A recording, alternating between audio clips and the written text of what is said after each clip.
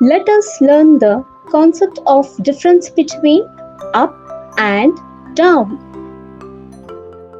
The seesaw moves up and down when kids play. The boy climbs up the slide and comes down the slide fast.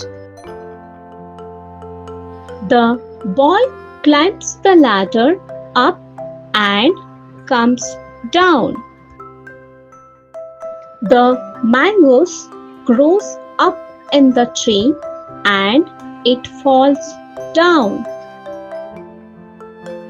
Birds fly up in the sky and animal lives down on the ground. Airplane will fly up, but vehicles goes down on the ground.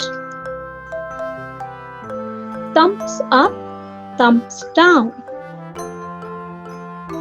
The ceiling fan is way up and the table fan sits down low.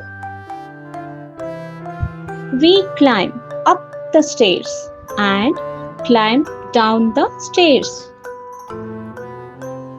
The tree grows up tall and its roots grow down deep.